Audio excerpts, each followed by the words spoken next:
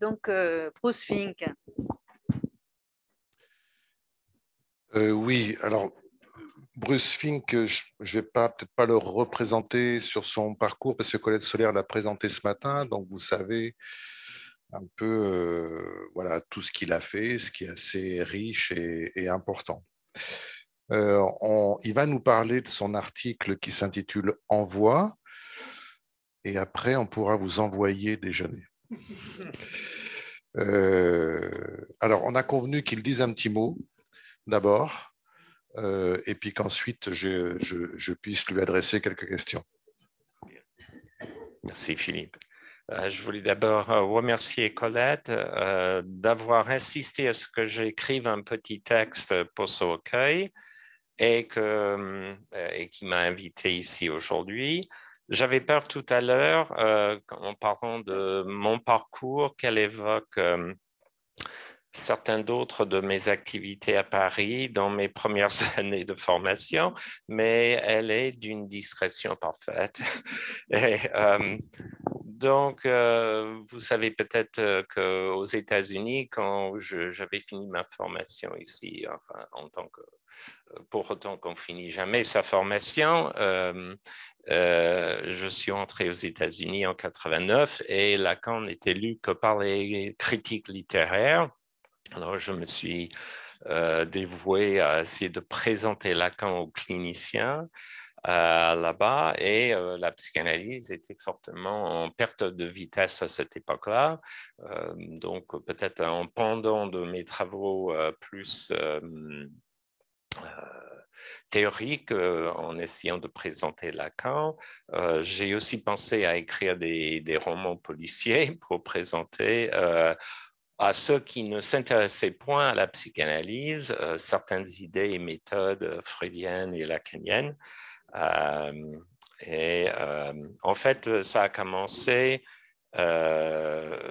surtout parce que j'avais envie d'écrire un livre sur l'amour et je ne savais pas du tout comment l'aborder, comment procéder et j'ai fini par écrire des histoires d'amour, mais pas des histoires d'amour à l'eau de rose, mais des histoires d'amour telles que nous les analystes, on les entend tous les jours sur le divan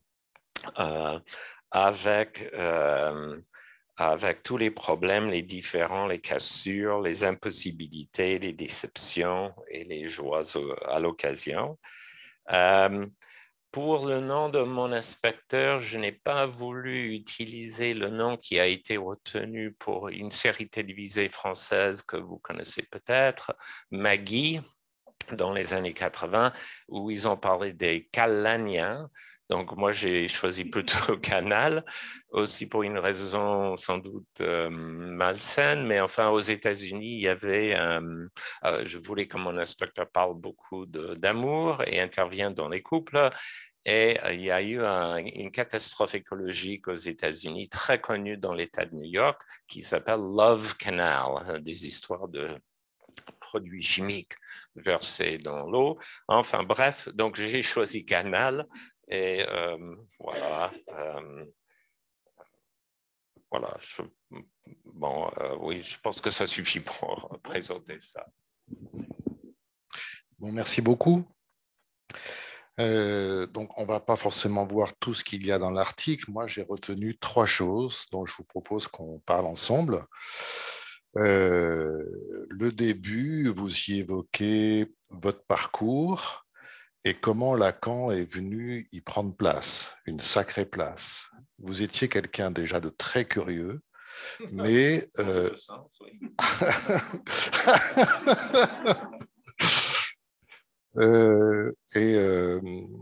Et vous avez trouvé en quelque sorte un maître dans le sens commun du terme, c'est en Lacan, sur sa curiosité à lui, alors qu'on peut peut-être dire aussi dans les deux sens d'ailleurs. Et voilà, donc sa culture absolument immense et aussi sa capacité à s'intéresser à des domaines très très différents. Alors, ça, c'est pour ma première question, en fait, au-delà de ça, vous expliquez, et ça, c'est un point commun qu'on a ensemble, dont moi, je parle un petit peu aussi dans l'article, vous expliquez que la vie de Lacan ne vous a pas intéressé, l'homme Lacan ne vous a pas intéressé, mais c'est son œuvre qui vous a intéressé. Et de fait, effectivement aussi, tous les deux, on ne l'a pas connu. Alors moi, j'avais une petite idée là-dessus, mais en fait, c'est la vôtre qui m'intéresse. À votre avis, comment ça se fait que l'homme Lacan, sa vie, sa biographie, vous n'avez pas été pour le coup curieux de ça? Je vous propose qu'on commence par cette question, où je vous donne l'ensemble. Oui, d'accord. Alors, il y a cette partie dans votre article donc, sur votre parcours. Il y a, vous expliquez aussi, vous l'avez dit là juste tout à l'heure, que vous êtes théoricien et romancier. Donc, on le sait voilà, avec tout ce que vous avez fait. Mais vous ajoutez que ce serait une contradiction. Enfin, il me semble. Hein. Alors, moi, je me suis dit, mais au fond, voilà, est-ce que c'est si sûr que ça que ce soit une contradiction? Donc, vous l'avez expliqué, votre idée, c'est de toucher un public plus large. C'est peut-être une manière pour vous aussi d'appréhender le fait d'être romancier. Hein. C'est peut-être pour vous une manière d'appréhender autrement la théorie. Et j'avais envie donc de poser peut-être cette question un petit peu plus générale. Finalement, est-ce que vous pouvez développer aussi cette idée de qu'est-ce que vous apporte la fiction? C'est-à-dire, vous, comme écrivain de fiction, vous écrivez de la fiction. Est-ce qu'il y a un travail de la langue? Est-ce qu'il y a autre chose? Voilà. Alors, le troisième point, c'est rapport, pour le coup, à votre livre qui sort aux éditions du Champ lacanien, Nouvelle du Champ lacanien, là maintenant. Donc, l'escalier de Vinci, Amour et turbulence en Val-de-Loire, que vous évoquez aussi. Et donc, vous avez ce fameux personnage qui est l'inspecteur Canal. Et là, vous dites que vous faites de Lacan un inspecteur. Et alors, je me suis dit, bon, qu'est-ce que c'est qu'un inspecteur? C'est quelqu'un qui cherche la vérité et son job, c'est de la révéler. Alors, j'ai pensé à cette affaire, j'ai repensé à un livre que j'avais lu il y a quelques années du frère de Lacan, Marc-François Lacan. Un livre a été publié qui s'appelait toujours d'ailleurs, Dieu n'est pas un assureur. Et je me suis souvenu que dans ce bouquin, Marc-François Lacan disait que quand ils étaient ados tous les deux, ils s'étaient fait un vœu commun de passer leur vie à rechercher la vérité. Alors, ils ont choisi des voies radicales l'un et l'autre, hein, puisque Marc-François Lacan, c'est la religion, c'est la vie monacale. Alors, je ne sais pas qu'est-ce que pour lui, son parcours lui a appris de la vérité.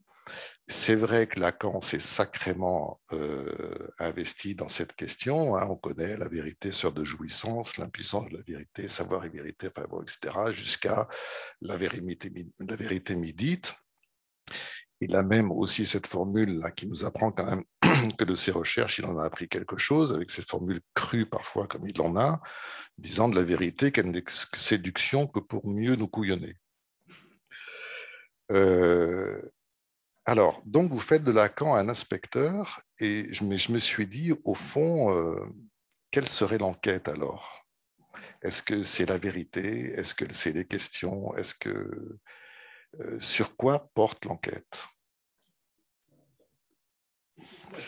Voilà, je peux revenir sur la première, mais si vous en souvenez, je vous laisse.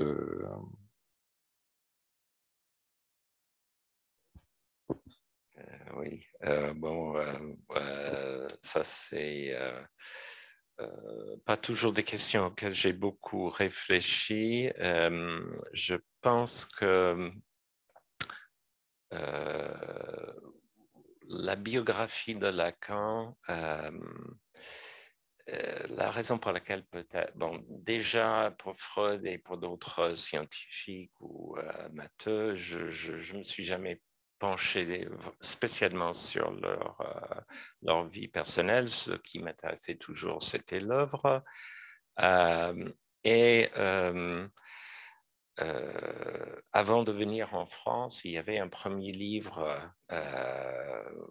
sans doute, qui est sorti en français quand même dans les années 80, de Stuart Schneiderman, et c'était Jacques Lacan, la mort d'un héros intellectuel. Alors, je trouvais ça assez bête comme titre dès le départ, et puis, donc, il y a ce côté, si vous lisez le livre, il y a la géographie et en même temps de quelqu'un qui ne l'a sans doute pas connu très bien. Ensuite, je suis tombé un peu plus tard sur un autre livre écrit par une critique littéraire sur Lacan et sur les écoles françaises de psychanalyse, mais vraiment un livre tendancieux, etc. Et Lacan était toujours présenté comme un salaud, pour le dire crûment. Ensuite, il y a eu les livres de Roudinesco et tout le reste. Et donc, je me suis dit, j'adore ce qu'il écrit, j'adore ses séminaires, pourquoi m'intéresser à tout ça? Il y a tellement d'avis différents, etc. Bon, donc, c'est des raisons personnelles comme ça qui tiennent aux livres que j'ai rencontrés sur mon parcours aussi. Alors, ce qui m'importe à écrire des romans, ça c'est très compliqué, je peux en dire juste un tout petit peu sans doute. Je m'efforce, quand j'écris des livres sur Lacan ou sur Freud, pour un public anglophone, de dire des choses le plus clairement possible, parce qu'il y a eu toute une génération de gens aux États-Unis, notamment en littérature et en sciences humaines, qui ont essayé d'imiter le style de Lacan en anglais, et c'est-à-dire de parler le plus obscurément possible. Alors, je ne pensais pas que ça menait à grand-chose pour les cliniciens spécialement, et donc je me suis efforcé à écrire d'une manière assez limpide, à ne pas utiliser un vocabulaire trop développé, parce que en fait, bon, après mes 20 ans d'enseignement à la fac, je vois que le vocabulaire des étudiants, ça va comme ça, ils lisent presque plus, etc. Donc, ce que me permet la littérature, c'est en fait d'utiliser plein d'expressions beaucoup plus, c'est quoi le mot, équivoques, plus denses, plus riches, etc., et d'employer un vocabulaire que je ne me permets pas dans mes livres plus sur la théorie ou la clinique. Par contre, peut-être il y a quelque chose, c'est peut-être un défaut professionnel, je ne sais pas. Mon épouse a contribué énormément à tous ces romans, et en fait, en ce qui concerne le suspense, moi je suis plutôt nul. Et je l'ai toujours été. Et je ne sais pas si c'est parce qu'en tant qu'analyste, ce que j'ai appris à faire, c'était de battre le fer quand il était chaud, et c'est-à-dire de ne jamais laisser une occasion pour dire quelque chose que je pensais pertinent, pas de dire n'importe quoi, j'espère, mais vraiment, mon épouse et sans doute d'autres lecteurs me reprochent de tout dire tout de suite. Et ça ne marche pas évidemment pour un roman policier. Donc, pour moi, c'est un travail de garder du suspense, et peut-être ça peut servir en psychanalyse aussi. Donc, peut-être ça m'apporte ça. Il faudrait que j'étudie la question. Sur quoi porte l'enquête? C'est une très bonne question. En fait, l'enquête, pour moi, c'est souvent une grande excuse d'explorer des tas de choses différentes. Il y a une recherche dans la vérité, en espérant toujours que ce soit surprenant, qu'on ne s'y attend pas, bien sûr. La seule chose peut-être que je peux dire, c'est qu'à la différence d'Agatha Christie, que je reproche depuis toujours de faire des meurtriers de personnes qui n'ont pas, me semble-t-il, la psychologie adéquate, d'essayer de trouver des criminels véridiques. Enfin, voilà. On s'arrête là? D'accord. Bon, merci beaucoup.